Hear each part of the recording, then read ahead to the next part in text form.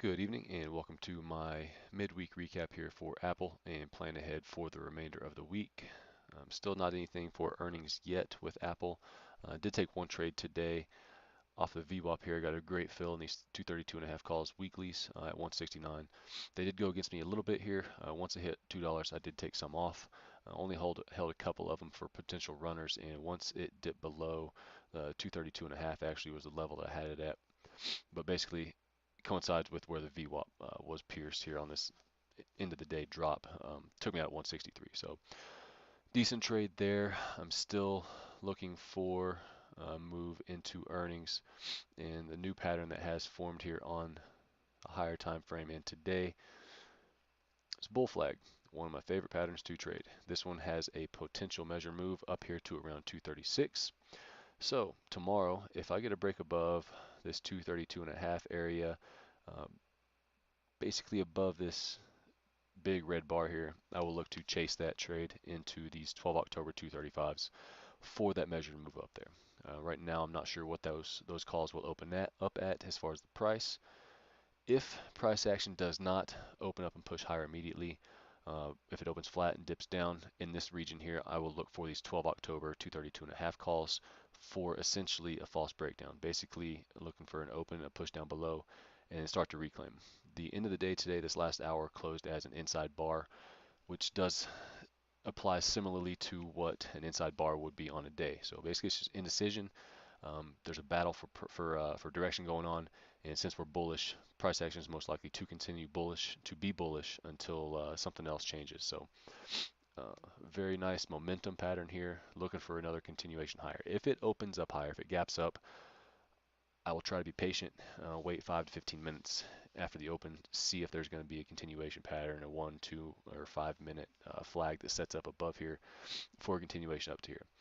Overall price target I have from this W for now is up here around 241.5, 242.5 area.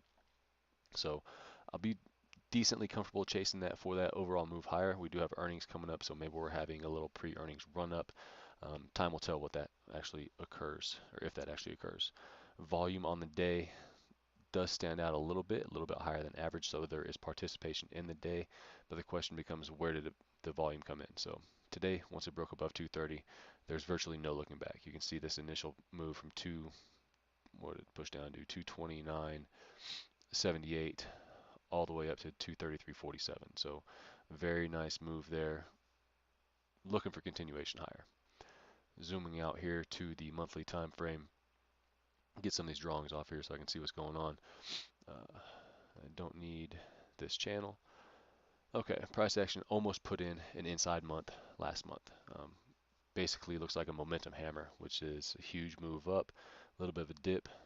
Buyers bought the support with strength and pushed it back up 2 highs. It did pierce above the high of August, so there's a potential that this is a false momentum hammer. It may roll back through here if it does drop below this 229.70-ish, 229.67.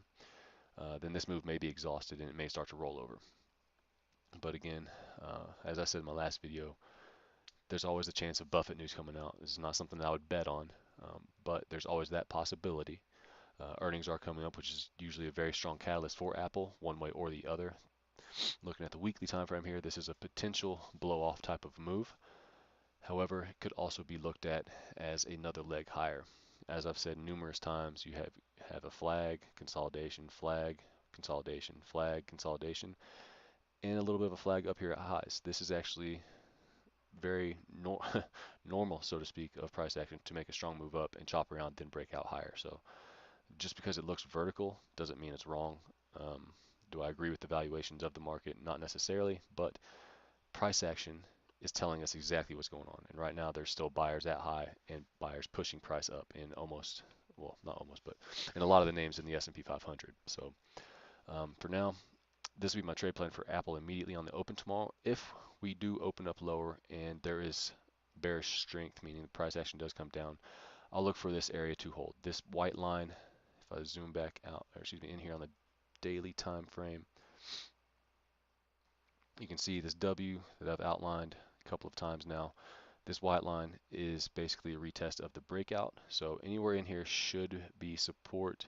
Anyone who's missed this break above consolidation level right here will most likely look for a secondary entry. Any shorts that have been caught versus this level, if they've been able to amass a large enough position for it to start rolling over, will most likely try to cover there just to at least get out break even, maybe with some small profit. 8 EMA will also be coming up to there. So I have this level here at 227.5 calls.